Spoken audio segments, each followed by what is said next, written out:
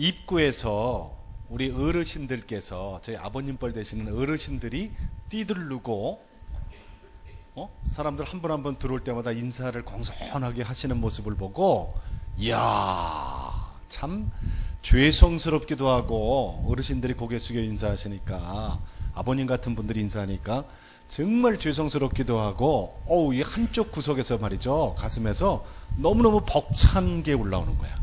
이야, 이 교회는 저렇게 어르신들이 앞장서서 인사하시고 그러니까 사탄 마귀는 꼼짝을 못하겠구나, 이 교회는 전혀 들어오지 못하겠구나라는 생각이 들어요. 제 말 맞죠? 예, 우리 어르신들 오늘 고생하신 분들 위해서 박수 한번 보내주세요. 정말 애쓰셨습니다. 감사합니다. 예. 예.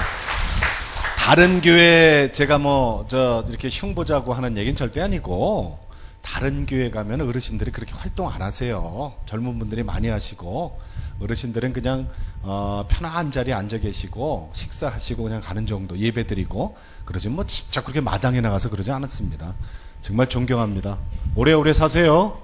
건강하십시오. 예. 자, 오늘 이 신사동 교회에서 이 태신자, 그러니까 우리가 품고 기도했던 분들 새생명 축제장인데, 오늘 여기 처음 오신 분들 많이 계시죠? 처음 오신 분들 손 한번 들어보세요. 그러면 쑥스러워서 못 들어. 예? 그러니까 옆에 분들이 한번 손 들어보세요. 인도하신 분들이, 오늘 제가 모시고 온 분들이 손 한번 들어보세요. 예, 고맙습니다. 내리세요. 그럼 그 옆에 분이죠? 그죠? 예, 옆에 이렇게 계시면은 처음 오신 거예요. 여러분, 우리 아까 교회에서 부르는 노래를 찬양이라 그러거든요. 하나님께 올려드리는 노래를 찬양이라 그러고, 그리고 목사님 말씀을 설교라 그래요. 설교라 그러고, 교회에서 쓰는 용어가 이제 몇 가지 사회에서 쓰는 용어하고 좀 다른 게 있습니다. 그리고 112년 우리나라 기독교 역사하고 함께 했고, 여기 앉아보니까 의자도 아주 푹신하고 좋아요. 그런데 오늘 처음 오신 분들은 되게 불편할 거야. 그죠? 아유, 내가 어쩌다 여기까지 끌려왔는지 모르겠지만 진짜 불편하실 거예요. 그걸 가시방석이라 그래요. 그죠? 불편하시죠? 내가 왜 저녁은 얻어먹어갖고 여기까지 끌려왔는지 몰라. 그죠? 아유, 내가 그거 냉면 한 그릇 잘못 먹었어, 그거. 그런데 여러분, 제 말 잘 들어보세요. 오늘 처음 오신 분들 잘 들어보세요. 여러분을 이 자리까지 인도하신 분들이 친구인지 옆집 분인지 가족인지 누군지 저는 전혀 몰라요. 그런데 그분들이 여러분을 이 교회까지 인도한 분들이 아니에요. 오해하시면 안 돼요. 그분들은 단지 심부름만 했어요. 심부름. 누구 심부름 했는지 아세요? 하나님의 심부름꾼에 불과하다는 얘기예요. 이게 무슨 말이냐면요, 여러분, 모든 건물에는 주인이 있어요. 주인. 여기 오다 보니까 아파트도 많고 많잖아요. 가정집들. 이따가 아무 집이나 한번 들어가 보세요. 주인 허락받지 말고. 들어가기도 힘들지만은 그냥 들어가 보세요. 그냥 우기고 들어가서 내 집인 양 그냥 그 거실에 앉아갖고 텔레비전까지 이렇게 켜고 보세요. 그러면 그 집 주인이 여러분을 두 가지 중에 한 가지 취급을 할 거예요. 첫째, 약간 정신이 좀 이렇게 왔다리 갔다리 하는 분이 들어왔다 그래서 119로 신고할 거예요. 모셔가라고. 아니면은 범죄자 취급을 할 수 있어요. 112로 신고해서 잡아가라고. 이게 무슨 말이냐면, 주인의 허락을 받지 않고서는 도저히 누구든지 어떤 건물이든지 들어갈 수 없다는 사실이에요. 여기도 신사동 교회라는 건물이에요. 건물. 이 건물에는 주인이 있습니다. 이 건물의 주인은 누구십니까? 하나님이 주인이세요. 그래서 하나님이 여러분 인도하신 분들을 통해서 심부름시켜서 여러분을 이 자리까지 허락하셔서 앉아 계시다는 사실이에요. 아시겠습니까? 가끔 그런 분들 계시더라고. 아니, 눈에 보이지 않는 하나님이 나를 어떻게 인도하냐? 저 아나운서는 거짓말이나 하고 있네. 이러더라고. 여러분, 여기 계신 분 중에서 고조 할아버지 보신 분 있으면 손 한번 들어보세요. 고조 할아버지 보신 분. 정조 할아버지는 가끔 보신 분이 있어. 우리 할아버지가 지금 정조 할아버지이기 때문에. 우리 아버님이. 근데 고조 할아버지 보신 분 있으면 손 한번 들어봐요. 그럼 있어요? 예? 고조 할아버지 보셨어요? 고조 할아버지는 오대조 할아버지예요. 고조 할아버지 봤다면 그 집안 이상한 집안이요. 여러분, 고조 할아버지 내가 못 봤다고 안 계신 겁니까? 하나님이 눈이 안 보이다고 안 계시다고 얘기하면 곤란하죠. 고조 할아버지가 계셨기 때문에 증조 할아버지, 그 다음에 할아버지, 아버지, 그리고 제가 있는 거 아닙니까? 우리 눈에 안 보인다고 해서 없다고 얘기하면 그건 곤란하다는 얘기예요. 오늘 처음 오신 분들은 하나님의 인도하심으로 허락으로 오셨는데, 여러분 근데 있잖아요, 문제가 하나 있어요. 여기서요, 하나님이 여러분을 인도해서 이 자리까지 앉혀놨는데 하나님이 여러분을 온전하게 인정하지는 않았어요. 반만 인정했어요. 반. 이게 또 무슨 말이야 이게. 점점 더 어려워지네, 그죠? 반만 인정한 거예요. 반. 그 반은 내가 간증 집회 끝나는 마지막 부분에서 여러분 찾아드릴 테니까 걱정하지 마세요. 아시겠습니까? 예. 어제 제가 캐나다에서 11일간 출장을 갔다가 어제 왔어요. 어제 밤에. 그래서 아직도 시차 적응이 잘 안 돼요. 띵해 지금. 응? 다 아름답게 보여. 그거 참 괜찮아, 그죠? 어저께 오자마자 이제 짐 정리를 하고 그리고 뉴스를 탁 틀었는데 뉴스에서 뭐가 나오냐면은 이런 게 나오더라고요. 얼마 있으면은 부처님 오신 날이라고 우리나라 불교계에서 동국대학교에서도 집합을 해서 시청 앞까지 조계사까지 연등 행렬하는 게 쫙 나오더라고요. 그걸 보면서 제가 어떤 생각이 들었냐면, 야, 나도 옛날에 저짓거리 했었는데. 여러분, 저는 대학교 다닐 때까지 불교 학생 회장을 했던 사람이에요. 그래서 그 연등 행렬을 해마다 참가를 해서 등 들고 그 당시에는 동대문 운동장에서부터 시청 앞까지 행렬을 했던 사람입니다. 비가 오나 눈은 안 오더라 그땐 참. 바람이 부나 그걸 맞고 했어요. 불교 학생회장 출신입니다, 제가. 그걸 보면서 저기 행렬하는 사람들 중에서도 나와 같은 사람이 제발 좀 있기를 기도했어요. 저 사람들은 지금 뭘 모르고 진리를 모르고 지금 아무것도 모르고 떼쥐어서 저러고 다니는데, 나처럼 한번 하나님께 호되게 매를 맞든지 진리를 듣게 되면은, 참 진리를 듣게 되면 적이 못 있으리라 라는 생각이 들었어요. 여러분, 저는 지금 간증 집회자, 제가 하나님을 증거하는 사람이 됐어요. 저는 태어나서 제가 경주 최씨거든요. 경주 최가예요. 관과 전공파 29대 손입니다. 우리 집안에서 예수 믿는 사람은 단 한 사람도 없었어요.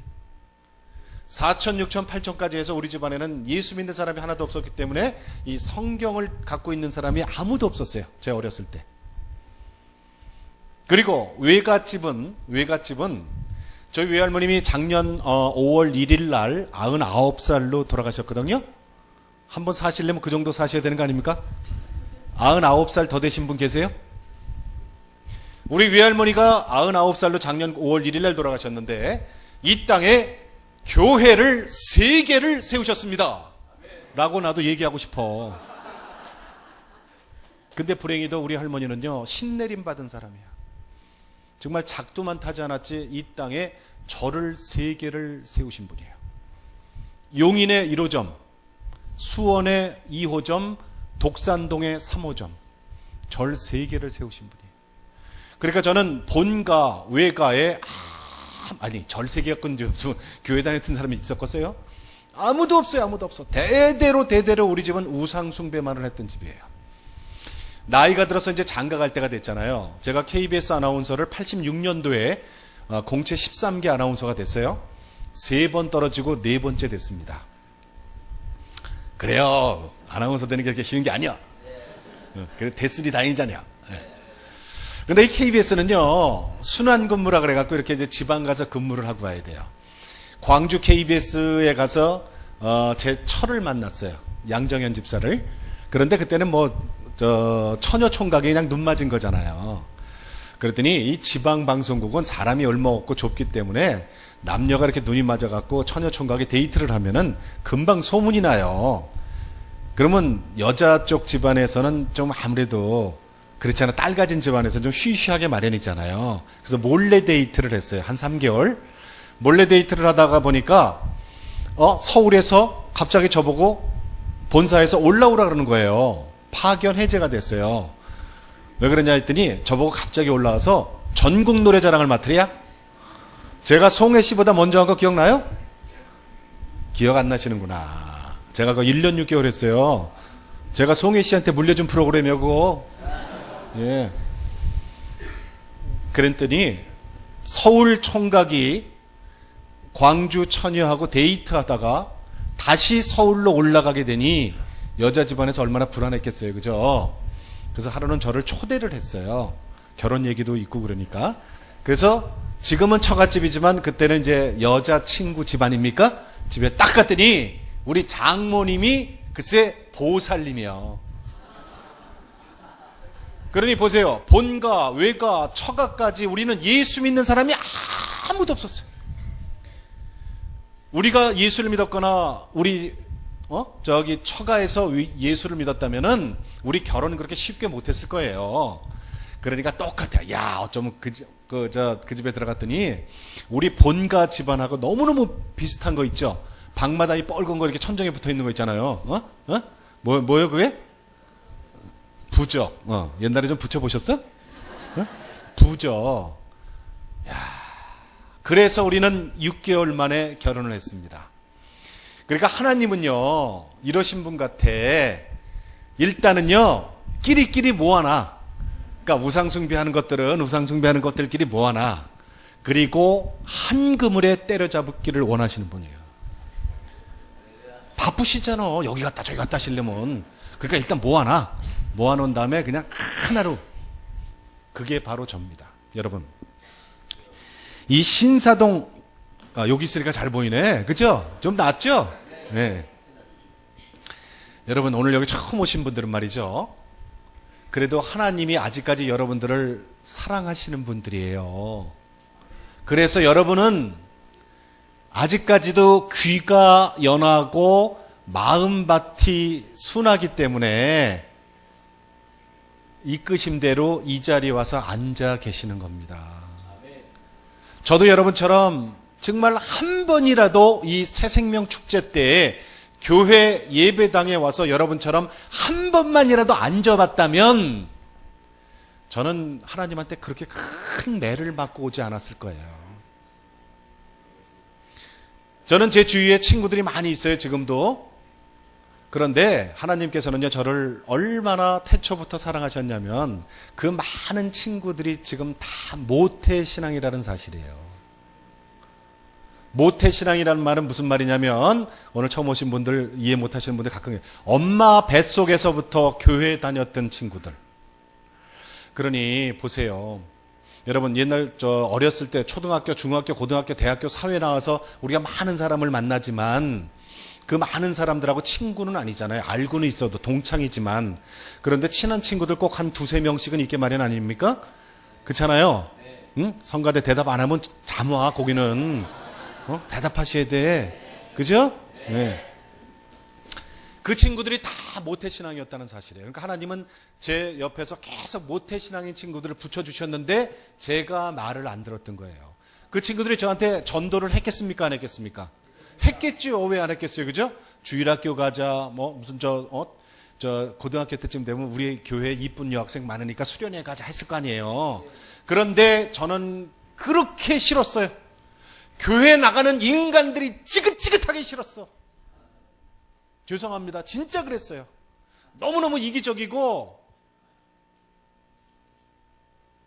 진짜 교회 나가는 인간들이 왜 이렇게 싫었는지 모르겠어요. 그래서 저는 친구들한테 단호하게 얘기했습니다. 야, 내가 너하고 절에 가자는 거 봤냐? 그러니까 우리는 그냥 친구로서 지내자. 교회 가고 이런 얘기 하지 마. 그런데요, 제가 교회 다니는 친구들은 무진장 구박했다는 얘기예요. 진짜 꼴도 보기 싫을 정도로 구박했어. 그래도 어떻게 걔네들이라도 있어야지 같이 노니까. 친구는 친구죠. 근데 지금 그 친구들하고도 계속 제일 친한 친구인데 지금도 저한테 많이 혼나. 그러니까 요새 그러잖아요. 우리 친구들은. 저놈은 어렸을 때 학교 다닐 때 우리를 그렇게 구박하더니 지금은 지금도 혼내. 지금 왜 혼내는 줄 아세요? 우리 모태신앙인분들 손 한번 들어보세요. 뭐 손도 잘 못 들어. 내리세요.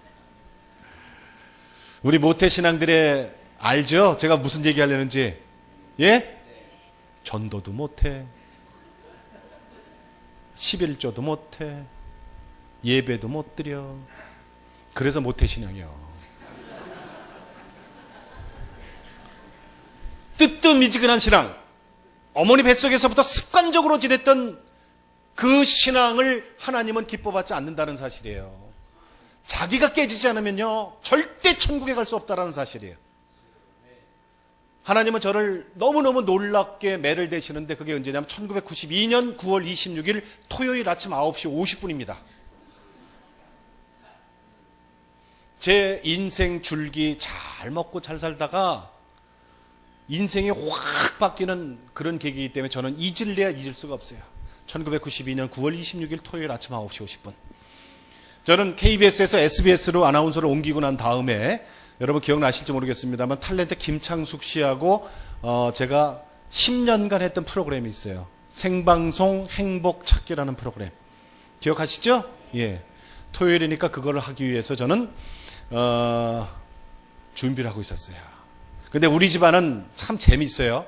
아버지 어머니 밑으로 3남 1녀예요. 형, 누나, 나 그다음에 남동생인데 우리 집안뿐 아니라 사촌, 육촌, 팔촌들이 왜 며느리들이 최씨 집안으로 시집을 올 거 아닙니까? 시집을 오면은 자녀들을 낳을 거 아니에요? 자녀를 낳으면은 아들도 낳고 딸도 낳고 하는 게 그게 순리 아닙니까? 보통 보면 아들 반, 딸 반 이렇게 낳잖아요. 아무리 편차가 있어도 한 6대4 정도 되는데 우리 집안은요 며느리들이 시집을 와서 애를 낳았다 그러면 다 아들이야. 이상해. 진짜 이상해. 우리 집은요 아들들이 드글드글해. 사촌, 육촌, 팔촌 따질 것도 없어요. 우리 집안만 따져드릴게. 형이 결혼해갖고 첫째 아들을 낳았어요. 둘째 사내놈을 낳았어. 그 다음에 제가 누나야 뭐 이제 조씨 집안으로 시집을 갔으니까 제가 결혼하고 첫째 남자아이가 태어나더라고. 그러니까 우리는요 줄줄줄줄줄줄줄줄 전부 남자야. 그러다가 1990년 1월 29일 날 우리 집에 드디어 딸이 태어납니다. 우리 집안에 30년 만에 딸이 태어나요. 그게 누구냐면 제 둘째 이름 최혜원. 이야, 이 분만실에서 말이죠. 아까 저 목사님이 저 분만실 얘기하셨잖아요. 만리동에서는 안 살아서 난 그래도. 나는 그 만리동 그 목사님, 난 천호동 얘기 나오면 어떡해. 대기실에 아버지하고 어머니하고 저하고 셋이 있고 제 처가 만삭이 돼서 이제 저 분만실에 들어갔어요. 들어가갖고 잠시 후에 이제 한 2시간쯤 있었나? 그 간호사 선생님 나오시더니 양정현 보호자님부터 예! 그랬더니 축하합니다. 공주님이에요. 이러는 거예요. 이 귀가 의심스럽잖아요. 우리 집에서 딸이 태어난다는 사실조차가. 그리고 우리는요 의사들한테 뭐 성별 이런 거 절대 안 물어봤어요. 진짜 이거 안 물어보면 뭐 할 거예요 그거. 예? 뭐 아들 딸 물어보면 뭐 할 거냐고. 뭐 곧 태어날 애를 뭐 없앨 거예요? 어떻게 할 거예요? 아니잖아요. 그럼 뭐하러 물어봐? 난 그거 물어보는 사람 이해가 안 되더래. 뭐 딸이면 어떻고 아들이면 어떻게 할 거예요? 그죠? 난 그거 우리 집안은 그 이해가 안 되는데 그래도요 공주란 얘기에 우리 아버지가 벌떡 일어나고 만세! 만세! 이거 실제 상황이에요. 우리도 딸 낳다 하고 만세 삼창을 부르시는 거예요. 저희 아버님이 83 되셨거든요. 지금도 시트콤이십니다. 아주 재밌어요. 우리 아버지가 아주 활기차신 분이고 만세 삼창을 불렀어요. 그러니 우리 집안에 14명인데 우리 집안에 가운데는 누가 있다? 항상 최혜원이 있다. 그러니까 절대 주권을 갖고 있는 할아버지 할머니의 사랑을 받고 있으니까 얘는 건드리지를 못하는 거예요. 그러니까 애가 그렇게 자라니까 있잖아요. 버르장머리는 좀 없어. 그래도 온 집안의 사랑은 얘가 독차지하고 있었던 거예요.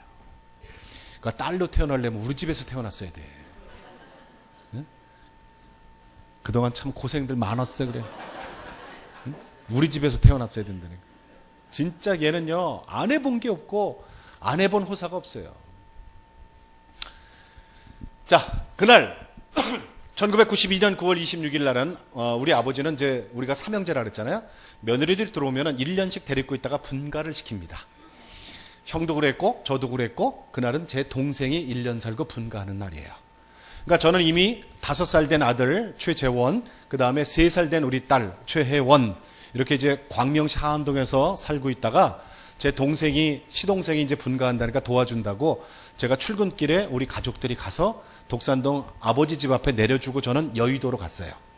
근데 여러분, 3살짜리 그 딸하고 그냥 그게 쉽게 헤어지는 게 아니에요. 너무 이쁘잖아요.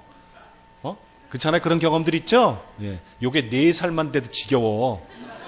4살 되면 애들이 막 그냥, 근데 3살까지는요, 진짜 눈에 넣어도 안 아파요.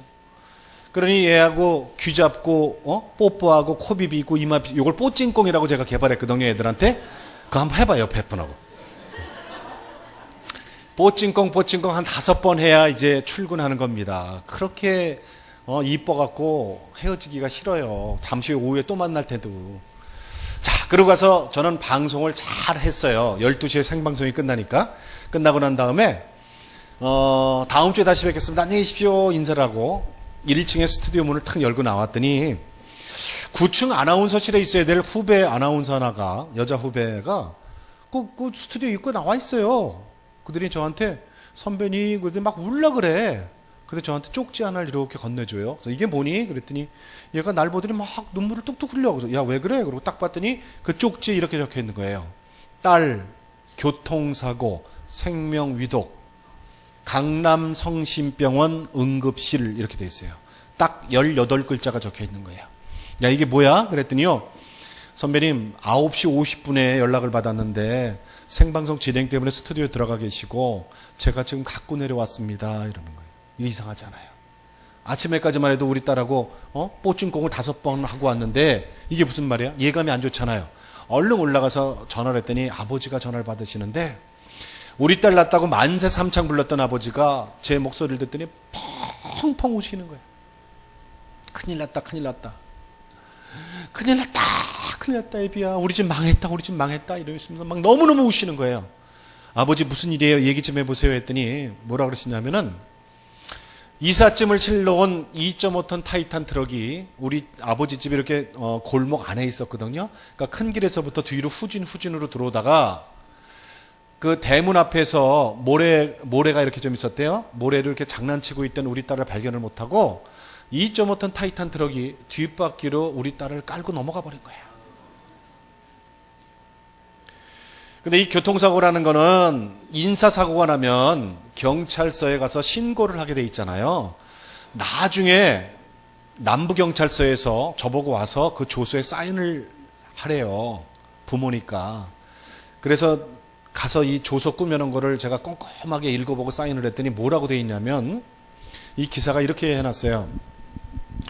뒤로 후진을 하다가 뒤로 덜컹하고 넘어가서 뭐가 끼었나 그러고 앞으로 또 한 번 넘어갔다는 거예요.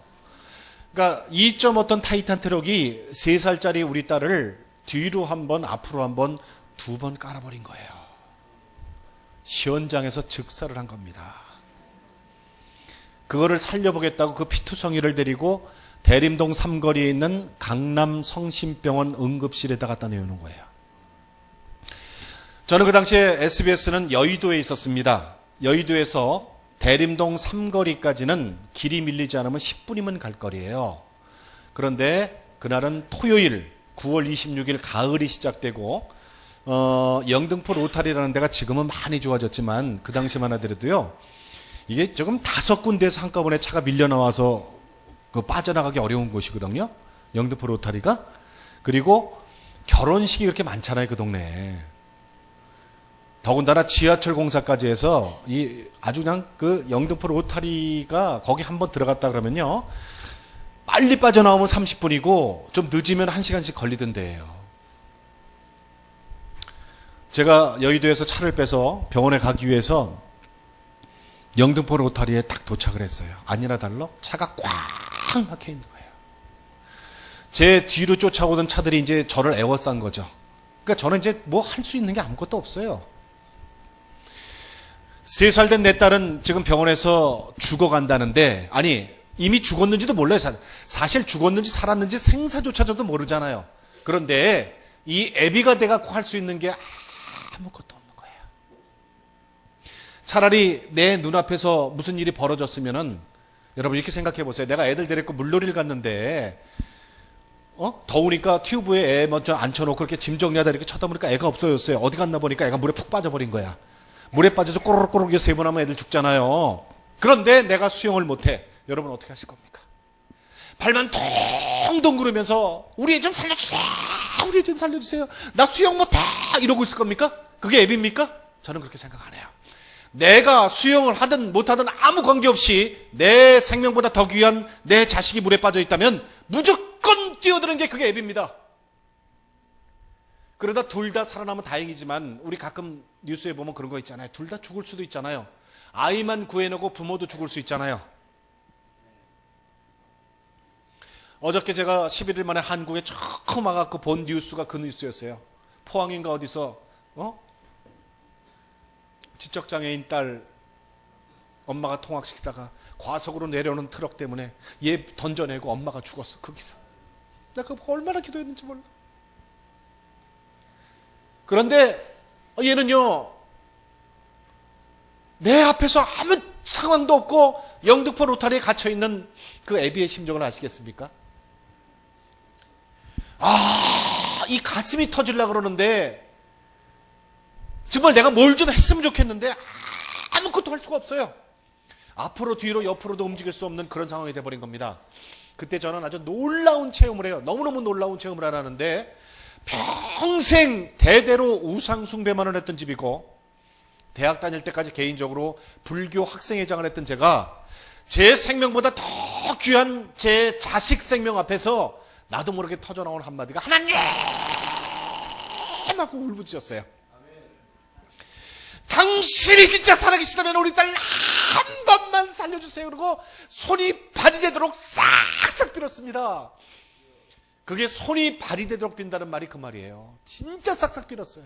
우리 딸 한 번만 살려주세요. 우리 딸 한 번만 살려주세요. 내가 할 수 있는 게 아무것도 없잖아요. 이제 더 이상. 이제 3살밖에 안 됐습니다. 걔가 무슨 죄가 있습니까? 걔가 무슨 죄가 있습니까?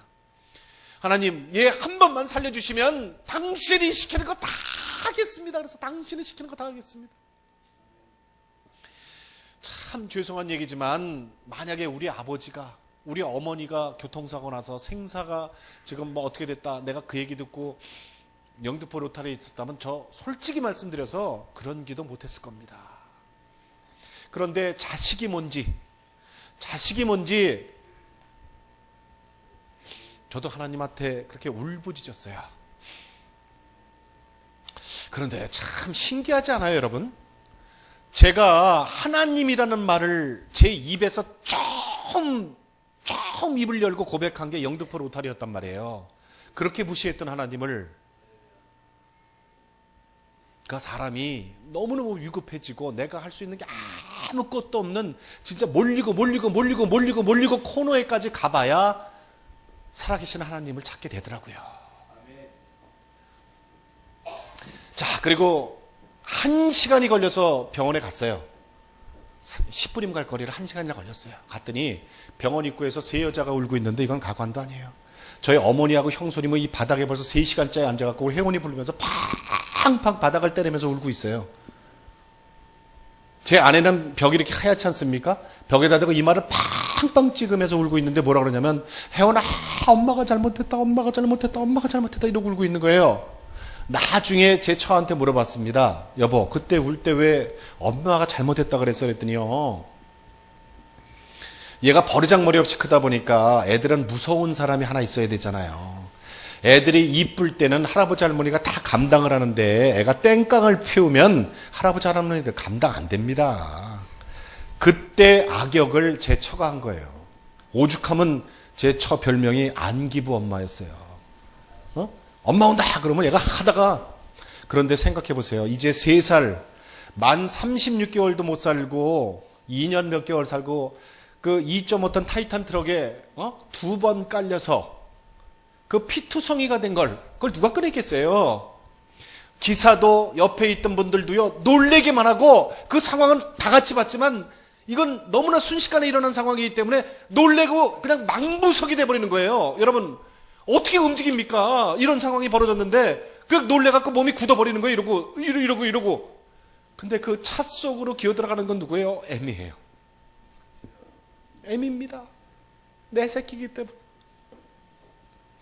그 피투성이를 안고 살려보겠다고 병원에 갖다 넣어놨으니 그 애미 심정은 오죽했겠어요. 그러니까 자학을 하는 거예요. 자학. 벽에다가 이마를 팍, 이마가 이렇게 찢어져갖고 피가 줄줄 나는데도 몰라요.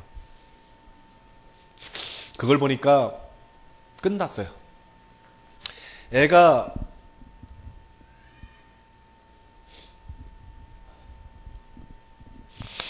숨이 좀 붙어있거나 살아있다면 3시간째 그렇게 울고 있을 게 뭐 있습니까? 어떻게 해서든지 빨리 살려볼 생각을 해야죠. 그걸 딱 보는 순간 끝났구나 이런 생각이 들어요. 병원에 들어가서 응급실에서 무조건 하얀 옷 입은 분들만 제가 찾았어요. 의사님, 간호사 할 거 아니에요. 그래서 가서 제가 사정을 했어요. 옆에 형이 있길래 형한테 이 자켓하고 넥타이를 풀어서 주고 제가 좀 침착해져야 되겠다는 생각이 들었어요. 나까지 저렇게 무너지면 안 되겠다는 생각이 들어서 가서 물어봤습니다. 3시간 전에 들어온 3살 된 여자아이 최혜원 어디 있습니까? 제가 애비되는 사람입니다. 그랬더니요. 그래도 행복 찾기 프로그램이 얼마나 인기 있었어요. 이거 알만한 아나운서가 들어와서 막 그러고 있으니까 자기들끼리 막 놀래갖고 수근덕수근덕 대더니 어떤 여자 선생님 한 분이 저쪽을 가리키시는데 멀지도 않아요. 한 20m 정도 돼요. 근데 거길 딱 보니까 병원에서 환자들 이송할 때 쓰는 밖에 달려있는 침대 있지 않습니까? 그게 하나 놓여있는데 하얀 천으로 이렇게 덮어놨더라고. 그게 우리 딸이래. 그거를 딱 보는 순간 그게 우리 딸이래요. 거기 있대.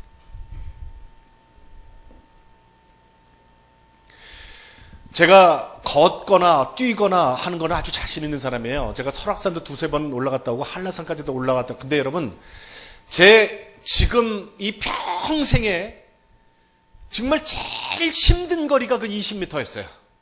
저는 그 20m를 굴러갔는지 뛰어갔는지 기어갔는지 아무 기억이 없어요. 그런데 죽어도 내 딸이고 살아도 내 딸이잖아요. 거기까지 가는데 여러분, 사람이 얼마나 나쁜 존재인 줄 아십니까?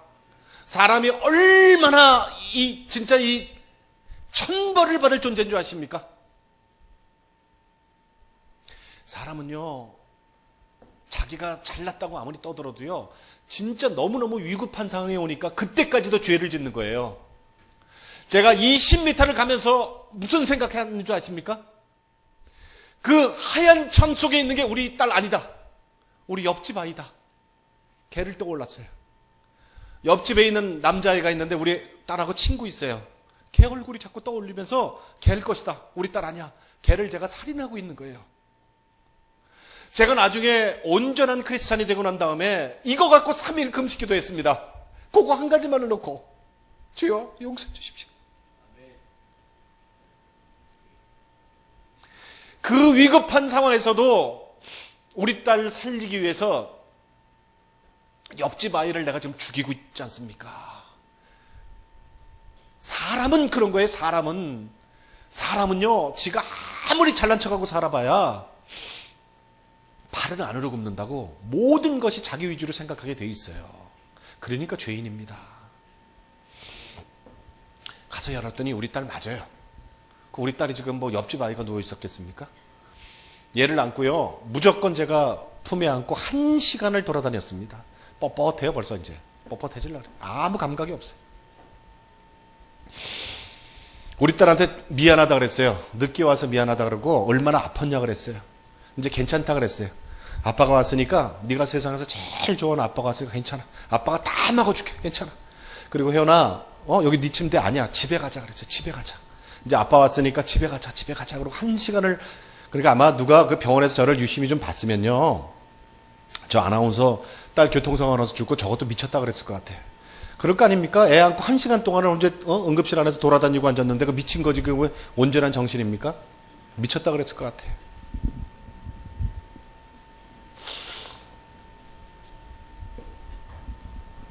근데요, 여러분에게 좀 한 가지 좀 여쭤보고 갈게요. 예수를 나의 구주, 나의 그리스도, 내 주인으로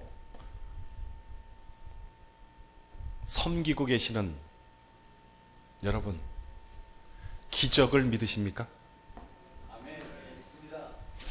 요 정도 아멘 갖고 기적이 일어나겠습니까? 응? 우리가 이 할렐루야, 아멘 이 두 가지 단어는요, 진짜 아무나 하는 게 아니에요. 하나님이 당신을, 우리를 자녀 삼아 주신 분들만 할 수 있는 우리만의 유일한 특권이라니까.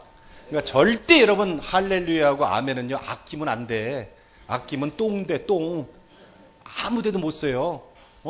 여러분의 믿음의 분량대로 한번 얘기해 보세요. 여러분, 예수를 나의 구주로 영접하신 여러분, 기적을 믿으십니까? 아멘!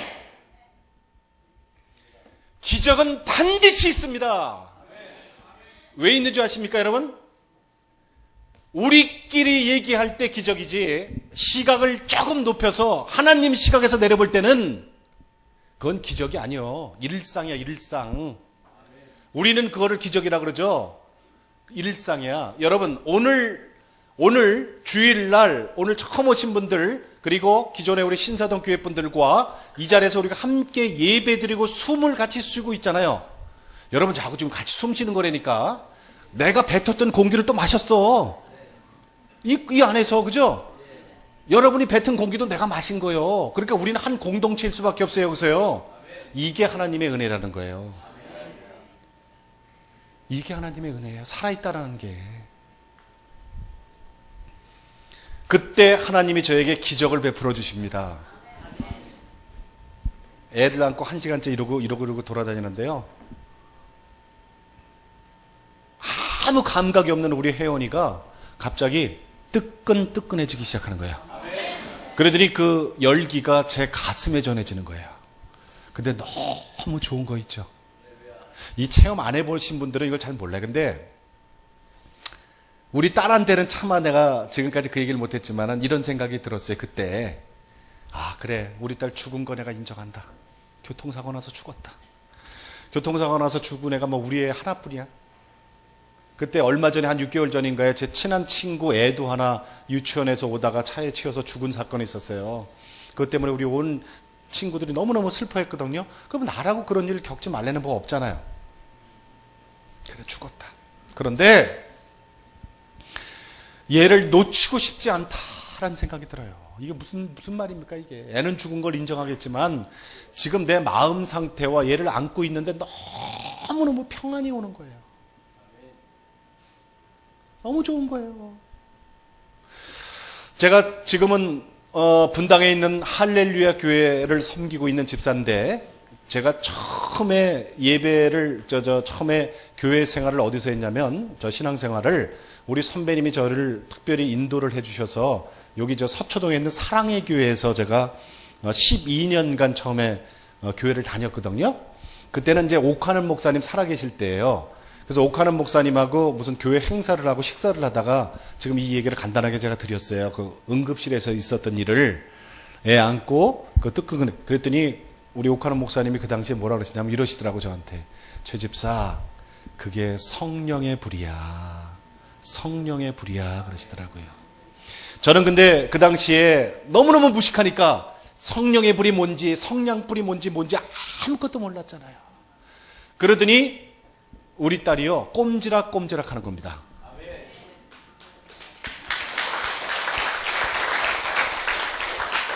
꼼지락 하더니요,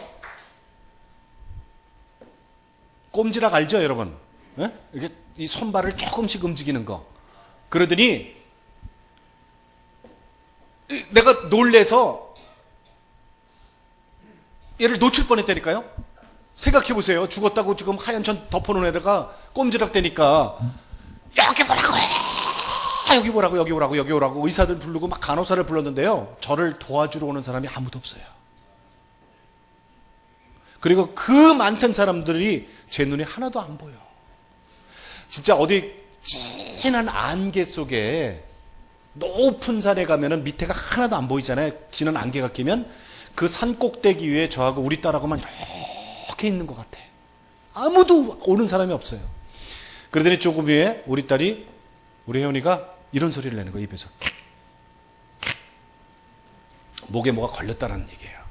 그래서 제가 도와주러 오는 사람 없고 어떻게 해요? 입을 벌려서 손가락으로 툭 쳤더니 여기서 이만한 밤톨만한 핏덩어리가, 뻘겋고 시커먼 핏덩어리가 저한테 툭 튀는 거예요. 그러더니 애가 눈은 뜨지 못하는 상태에서 숨을 휘 하고 몰아치더라고. 눈은 아직도 못 떠요. 그러더니 쬐끄만 소리로 옹알옹알 하는데, 저는 애비잖아요. 우리 애기 옹알이 때부터 내가 다 들었으니까 알잖아요. 남들이 들으면 모를 거예요. 근데 그 소리로 그러는 거예요. 아빠, 우리 아빠지. 이러더라고. 얘가 나를 이제 느꼈던 것 같아요. 아빠가 왔으니까 지들 이제 좀 왠지 힘이 나나 봐. 아빠, 우리 아빠지. 그러더라고. 제가 평생 들은 소리 중에 제일 기쁜 소리가 그 소리예요. 아빠, 우리 아빠지. 아빠, 우리 아빠지. 제가 아직 간증집이라는 거, 이렇게 책 있잖아요? 책을 쓰질 못했어요. 바빠갖고. 그래서 책을 하나 내려고 지금 이것저것 자료를 모으고 있는데, 그때 그걸 제목으로 쓰려고 그래. 아빠, 우리 아빠지. 괜찮죠?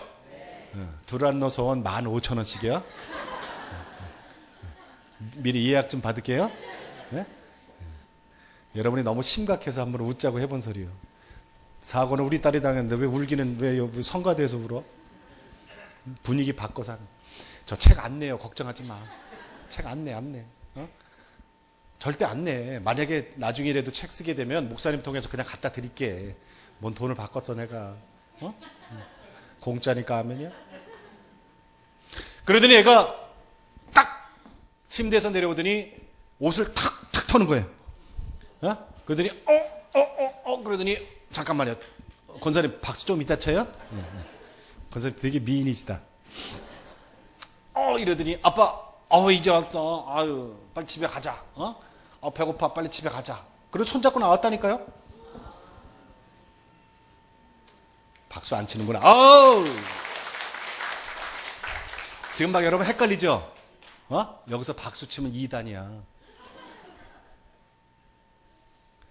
이게 기적이라면 사기치는 거예요. 2.5톤 타이탄 트럭에 2번 깔린 애가 어떻게 벌떡 일어나고 툭툭 털면서 배고프다고 손잡고 집에 오겠습니까? 근데 여러분 2단에 가면 이걸 기적이라 그래요. 신비주의로 가기 때문에 박수 친 사람들 뒷조사 좀 해야 되겠어. 우리 딸 그때부터 2년간 병원에 있었습니다. 그때부터 검사가 시작되고 죽었다고 제껴놨으니까. 아니 의사들이 그렇게 했을 때는 뭐 괜히 했겠어요. 다 의학적인 근거가 있으니까 그렇게 했겠죠. 그러더니 하나님이 기적적으로 살려주셨어요. 그때부터 중환자실에 6개월, 좀 나아지면 일반 병실, 다시 또 재활치료, 또 위험해지면 다시 또 중환자실. 그 생활을 2년 했어요. 2년. 하나님이 우리의 생명을 살려주고 우리 딸을 살려주신, 그러니까 생명의 주권은 하나님에게 있는 것은 압니다. 그런데요, 왜 병원 생활 2년을 허락하셨냐면은 저하고 제 아내 양정현 집사 단련시키느라고. 그동안에 우리 교회 다니는 사람들 무시하고 하나님 욕하고 동네 신광개표에다가 오줌 싸고 도망가고 초등학교 4학년 때 하도 저기다 귀찮게 해갖고 그런 걸 하늘에 계신 하나님은 다 보고 계시다가 정말 최선규와 우리 가족을 너무너무 사랑하셨고 구원시켜야 되는데 말을 듣지 않으니까 우리 집안 가운데 이렇게 보니까 뭐가 있나 보니까 돈도 아니고 아무것도 없어요. 사업은 망하다 다시 또 일어나면 되는 거고 건강은 운동하고 뭐 약 먹고 치료하면 되잖아요. 그런데 아니야. 가만히 보니까 14명, 아버지 어머니 밑으로 14명 밑에 가운데 누가 있냐면은 최혜원이라는 30년 만에 태어난 딸이 있더구나. 30년 만에 태어난 딸. 이 딸 앞에서 모든 큰 집 작은 집들 짤랑짤랑 하고 있으니 하나님이 2.5톤 타이탄 트럭까지 동원하신 거예요. 그래서 우리 딸한테는 정말 정말 미안하지만 얘가 구원의 통로의 문이 된 거예요. 14명 우리 딸 2.5톤 타이탄 트럭 동원해서 그 아픔을 느낄 때 하나님께서는 그물 하나를 확 우리 집안에 던지신 거예요. 아버지, 어머니 밑으로 우리 14명이 그 그물에 다 잡혀갖고 그날 그 순간부터 1년에 제사 12번 지내고 평생 우상숭배만을 하고 외갓집에 절 3개 있던 거 다 정리되고 우리 14명이 모두 다 그냥 딱 한 그물에 잡혀갖고 할렐루야가 된 거 아닙니까? 그때부터 박수는 이때 치는 거예요.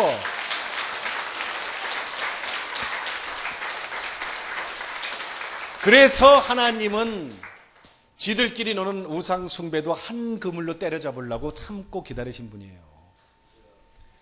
오늘 이 자리에 처음 오신 분들, 그리고 모태신앙인 분들, 제가 아까 모태신앙 갖고 뭐라 그랬죠? 저는 왜 그런 줄 아십니까? 모태신앙들 다시 한번 손 들어보세요. 여러분 섭섭하게 생각하면 안 돼요. 내리세요. 저는 이제 진짜 온전한 크리스찬이 되고 나니까 정말 부러운 분들이 여러분이야. 눈물이 나도록 부러워요. 정말 눈물이 나도록. 여러분은 뭐 한 거 있어? 엄마 뱃속에 자리 잡고 앉아있던 것밖에 없잖아요. 그런데 여러분은 태어날 때부터 하나님의 축복을 받고 태어난 사람이고 우리는 조상 대대로 저주받고 지냈던 사람들 아닙니까? 그거를 깰래니 너무너무 힘이 들었어요. 모태신앙인 친구들 제가 지금도 구박한다 그랬잖아요. 이 친구들은 별로 하는 것도 없어. 그냥 주일 예배 정도 드리고 뭐 합치면 있잖아. 무슨 뭐 교회 가서 뭐 하냐. 그리고 내가 보니까 주보나 정도 나눠주고 다 했대. 나는 서울역 가서 600명 노숙인들 5년 동안 먹일 때 그런데 그 애들이 더 잘 돼. 이 불공평하잖아요. 오늘도 끝나면은 전 베트남하고 저기 캄보디아에서 온 저 우리 노동자들 섬기러 갑니다. 120명이 옵니다. 그 애들하고 같이 저녁 식사하고 같이 예배드리고 같이 하러 가야 됩니다. 올 프렌즈라고 제가 새로 시작한 사역입니다. 그러고 뛰어다니는데도요. 저 모태신앙인 친구들은 끝나고 저녁에 레스토랑 가서 식구들끼리 밥 먹고 앉았더라. 그게 제가 울분이 터져 안 터져. 그런데도요, 여러분, 저는 나중에 그거 알았어요. 하나님이 조상 대대로 쌓아놓은 기도탑이 있다라는 사실을. 저는 우리 집안의 시작이잖아요. 처음에는 좀 하나님이 기도도 좀 들어주시더라고. 잘 들어주시더라고, 처음엔. 그러더니 지금은요, 내가 며칠을 금식 기도해도 안 들어주셔. 근데 우리 친구들은 이제 별것도 하는 것도 없는 놈들이 턱턱턱 대.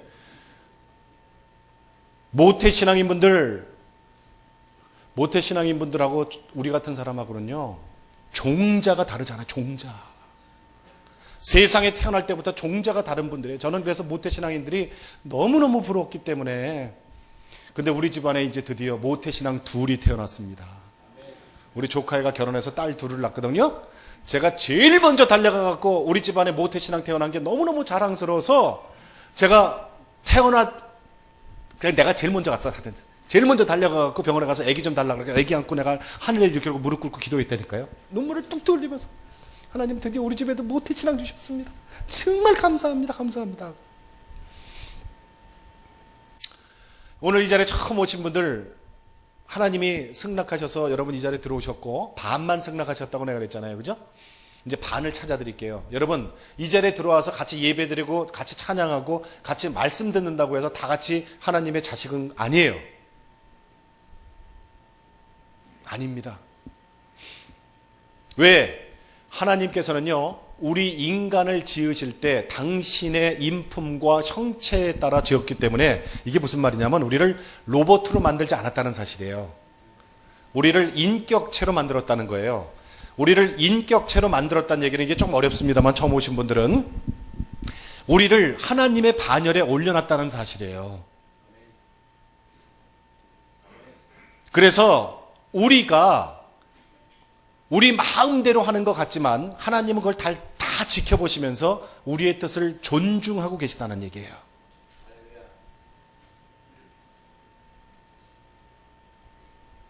만약에 우리를 로봇으로 만들었다고 생각해봐요. 세상에 뭐부터 없어질까요? 교회가 있을 필요가 없잖아요. 교회가 뭐하러 있어?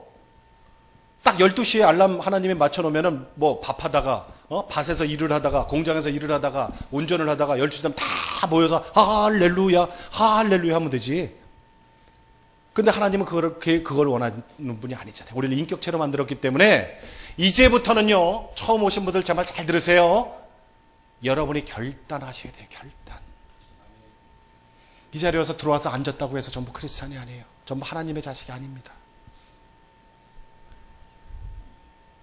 여러분은 자유의지를 갖고 있기 때문에 여러분의 마음의 문을 여러분이 스스로 열 수밖에 없어요. 여기는 우물가예요. 우물가. 그리고 내가예요. 하나님이 여기까지 여러분을 인도했어요. 왜 우리 그러잖아요. 말이나 소를 물가까지는 데려갈 수 있어도 물을 먹는 거는 말이나 소 지 마음이라 그랬잖아요. 똑같아요. 이제 여러분이 스스로 마음의 문을 열고, 아, 그래, 내가 예수님이 누군지 하나님이 누군지 모르지만은 이곳에서 내가 참된 주님을 만나고 나중에 천국 가겠다는 의지가 있다면 여러분은 그때부터 스스로 문을 여시고 하나님의 자녀가 되는 거고, 그냥 한 번 왔다 다음 주에 그리고 나 예수님 뭐 한 번 갔는데 이걸 하면은 여러분은 구원을 못 받는 거예요. 여러분이 지금까지 왜 신앙생활을 못했는지 한 3가지로 제가 정리해 드릴게요. 첫째, 교회 먼저 나가는 우리들 꼴배기 싫어서 안 오셨습니다. 제가 그렇게 욕하고 다녔듯이 우리 교회 다니는 것들이 더해, 그죠? 아주 못됐어. 이기적이고, 아이고, 건사한 것들이 더해. 장로, 집사, 아이고. 근데 여러분 가만히 생각해 봐요. 교회는요, 우리가 인간은 다 죄인이에요. 죄인. 목사님도 저렇게 거룩하게 앉아 계시지만 목사님도 죄인이요. 여기 성가대 옷 입고 있지만 이분들 있잖아요. 다 뜯어보면 다 죄인이요. 저도 죄인이고, 죄인이기 때문에 교회 나오는 거예요. 우리가 의인이라면 교회 나올 필요가 뭐가 있습니까? 그러나 하나님 말씀에 분명히 기록되어 있는 게 하나 있어요. 세상에 의인은 없나니 예수님 한 분만 의인이고 다 죄인이에요. 그러니까 여러분, 교회 생활, 앞으로 신앙생활 하실 때 사람 보고 하시면 안 돼요. 하나님 한 분만 보고 우리가 신앙생활 해야 되는 거예요. 그리고 또 한 가지, 교회 나오려면 돈도 없는데 왜 이렇게 돈 헌금 내려는 게 많냐? 아, 그거 스트레스 쌓여서 못 오는 분들도 있대요. 여러분, 제가 아주 진실로 얘기하고 단호하게 얘기하는데, 여러분 지갑 딱 열었을 때 돈이 돈으로 보이면 절대 헌금 안 하셔도 됩니다. 내가 다른 교회에서 이렇게 얘기했더니 성가대에서 아멘 그러더라고. 그거는 성가대에서 할 아멘이 아니고, 여러분 처음 오신 분들한테 하는 얘기예요. 정 미안해서 밥도 얻어먹고 그러잖아요. 교회 오면 밥도 이렇게 해주잖아요. 그죠?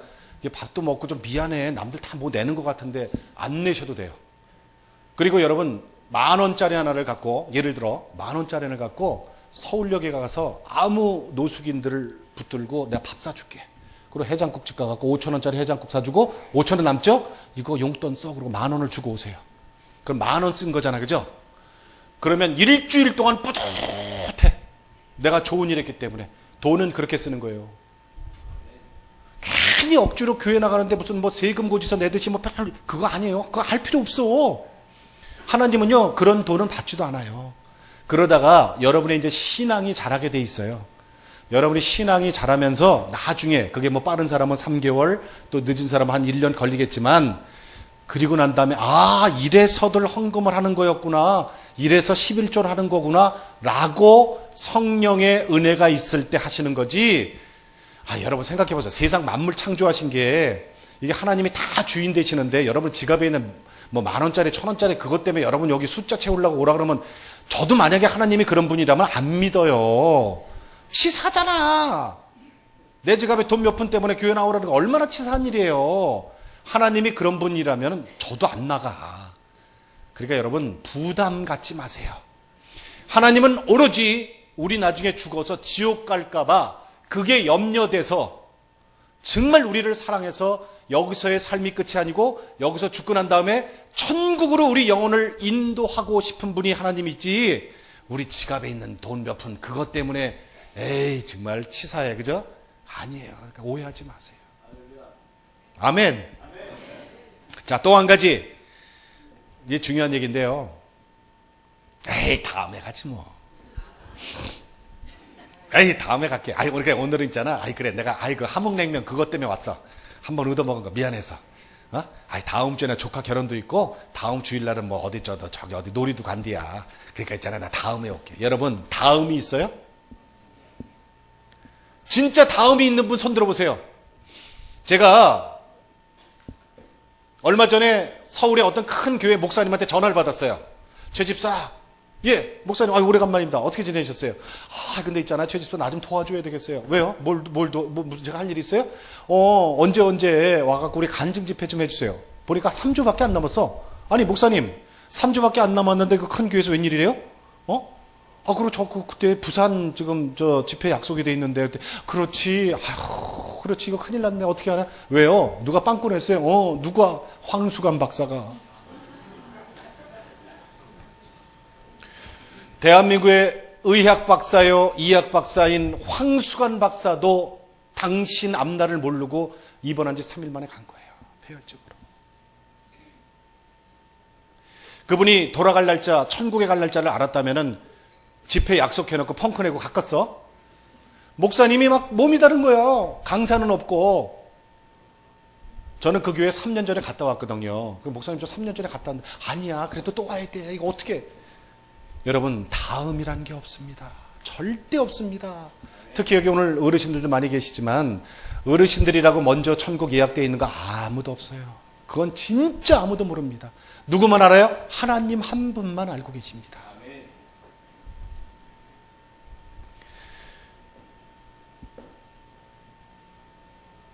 또 한 가지, 오늘 처음 오신 분들 제 말씀 잘 들으세요. 어떨 때는요, 정말 세상 살다 보면 아까 목사님 말씀처럼 막 답답하고 해결 안 되고 정말 어디 가서 기도라도 좀 해야 되겠다고 생각해서 집 가까운데 아무 십자가 들어있다고 거기 들어가서 기도하고, 절대 그러시면 안 되는 거예요. 왠지 아십니까? 십자가가 있다고 해서 거기 다 하나님이 계시는 데가 아니고, 지금 세상에 이단이 얼마나 많은 줄 아십니까? 지금 공식적으로 이단 활동하는 데가 한 20군데 됩니다. 대한민국에. 그들도 똑같이 십자가를 걸고 무슨 교회라 그래요. 그러니까 이게 성경적 지식, 신학적인 지식이 없는 일반인들은요, 그거 구분이 안 돼요. 목사님들이나 아시지 일반 성도들은 그게 구분이 안 돼요. 거기 들어가서 잘못해갖고 거기 그 이론이 돼보고 그 공동체에 함께 무슨 예배 좀 드리고 서로 이렇게 이러다 보면은, 그때 코 끼면은 그건 어떻게 되는 줄 아십니까? 폐가 망신하는 거예요. 들어갈 때는 얼마나 잘해주는 줄 아십니까? 정말 간도 쓸개도 다 빼줘. 그런데 거기서 한번 나오려고 그러면요, 정말 큰일 나는 거예요. 폐가 망신하는 거예요. 우리가 이단에 빠지지 않고 건강한 교회에 와서 신앙생활을 할 수 있다는 게 이게 복입니다. 그러면 어떻게 해야 되냐? 여러분 지금 앉아 계신 그 자리가 하나님이 예비해 두시고 기다렸다는 자리예요. 거기 이름 써두세요. 이름. 옆에 이렇게 이름 좀 써놔.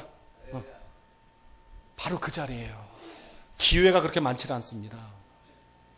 히브리서 9장 27절에 이런 말씀이 있어요. 히브리서 이 안에 보면은, 한 번 죽는 것은 사람에게 정해진 이치요, 그 이후에는 심판이 있으리라, 이렇게 돼 있어요.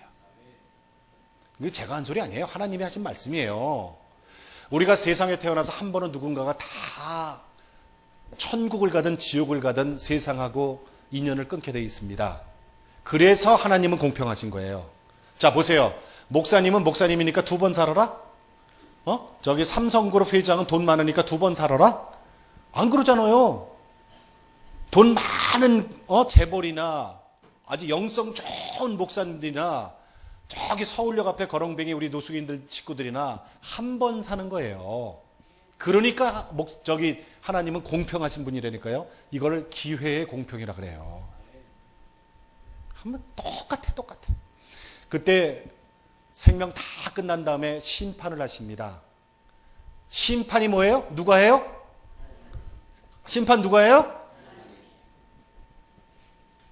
하나님이 안 해. 근데 요한복음 5장 22절에 보면은 이런 말씀이 있어요. 하나님은 심판하지 않는다. 그 주권 모두를 그 아들에게 위임했나니, 이렇게 돼 있어요. 거기서 이단들이, 그리고 다른 종교들이 거기에 걸리는 거예요, 여러분. 여러분, 제가 옛날에 불교 학생회장하고 막 그랬다 그랬잖아요. 내가 지금 교회니까 못하지만은 사실은요, 제가 어렸을 때부터 금강경이니 뭐 천수경 이런 거 어렸을 때 하도 그걸 해갖고 진짜 웬만한 땡중보다 나은 애가 지금 해도 좀 노곤스럽지만, 그런데 여러분, 모든 종교에는 구원이 있어요. 구원이 없으면 종교가 유지가 안 되잖아. 생각해봐요. 이슬람도 구원이 있어요. 불교도 구원이 있고, 힌두교도 구원이 있고, 모든 종교, 증산교에도 있어요. 증산교. 모든 종교에는 구원이 다 있어요. 그들이 말하는 절대 신이라는 게 있어요. 우리가 얘기하는 유일신 하나님처럼 그들도 말하는 신이 있어. 그런데 그분들이 5장 22절에 걸리는 거야. 그들이 말하는 구원은 거짓 구원이라는 거지. 자, 보세요. 우리가 높은 산에 올라가는데, 우리가 인생을 살고 이제 끝 마무리에 높은 저 산에 그들이 말하는, 우리가 얘기하는 절대 신이 있다고 생각을 해봐요. 우리는 A 루트, 힌두교는 B 루트, 불교는 C 루트, 이슬람은 D 루트로 다 이렇게 올라가는 거야. 그러면은 정상에서 다 만난다, 이렇게 얘기를 해요. 이게 뭐냐? 종교 다원주의라는 거예요. 천주교에서 그 짓거리 하고 있는 거예요. 그래서 천주교를 2000년간 합법적 이단이라고 하는 게 그거예요. 여러분도 그렇게 생각하시면 이건 절대 신앙생활 잘못한 거예요. 아니야. 이건 잘못한 거예요.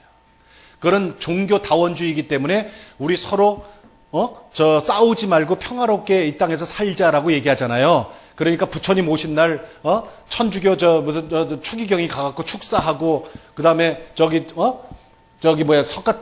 성탄절날 조계사에서 나와서 성탄, 난 그런 거 보면 정말 아주 성질나 죽겠어. 그 짓거리들 하는 거예요. 그 짓거리들. 그게 종교 다원주의예요. 믿지 않는 사람들 눈에 보면 그게 평화롭게 보이잖아요.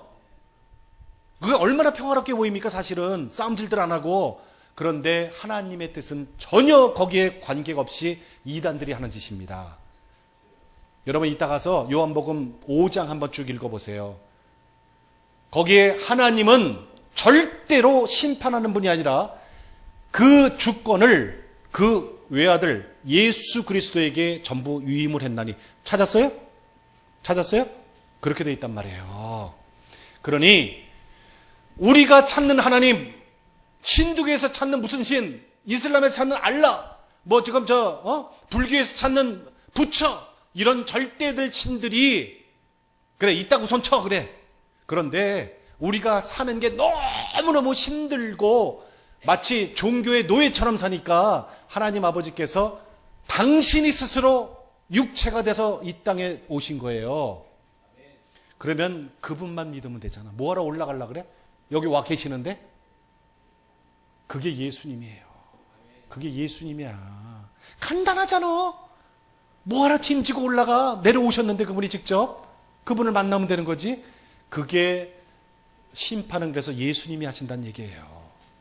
나는 길이요 진리요 생명이니 나로 말미암지 않고서는 아버지께 갈 자가 없다라고 예수님이 말씀하신 그 이유와 일맥상통한 거죠.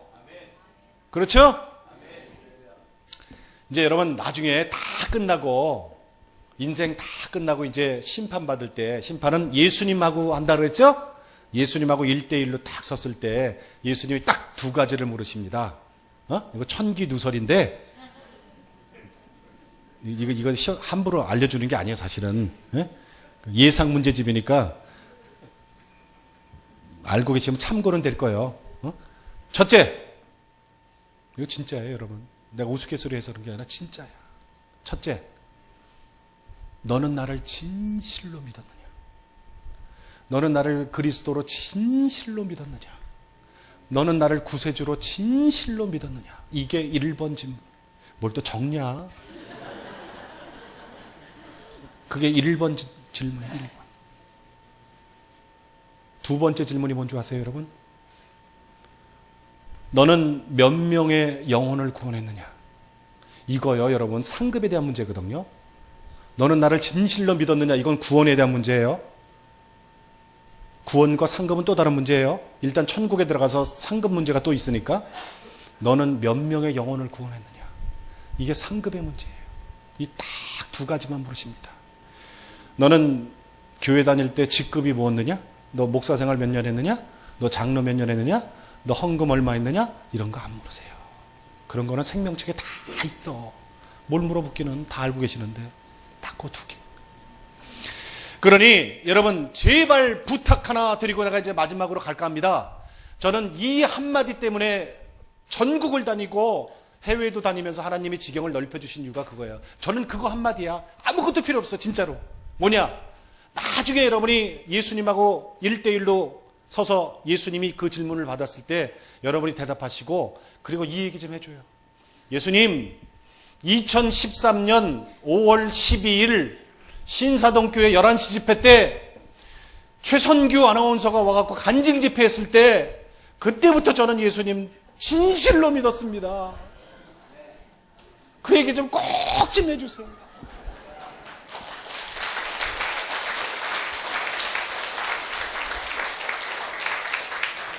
근데 여기서 주의할 거 하나 있어요. 우리 어르신들 가끔 헷갈리더라고. 제 이름은 최선규예요. 한선교가 아니요. 다 해놓고 한선교가 그 예수도 안 믿는 분인데 그분은 꼭 좀 얘기해 주세요. 고맙습니다. 감사합니다. 기도하고 마치겠습니다. 할렐루야. 거룩하신 하나님 아버지 고맙고 감사합니다. 오늘 신사동 교회 하나님이 112년 전부터 사랑하셔서 세워주셨습니다. 이곳에서 많은 영혼을 구원하셨습니다. 하나님, 그 많은 영혼을 구원하신 그 사랑으로 오늘 처음 오신 분들도 품어주시옵소서. 그 영혼을 그대로 하나님께 올려드리오니 하나님 이분들의 기도를 들어주시옵고 이분들 한 분 한 분 기억하셔서 그 최후의 승리자 되게 하시고 그 가족들도 모두 복 주셔서 행복하게 이 땅에서 살다가 그리고 하나님이 오라 하는 그날 두 손 들고 찬양하며 할렐루야 부르면서 우리 천국에 입성하도록 도와주시옵소서. 감사하며 예수님 이름으로 기도합니다. 아멘.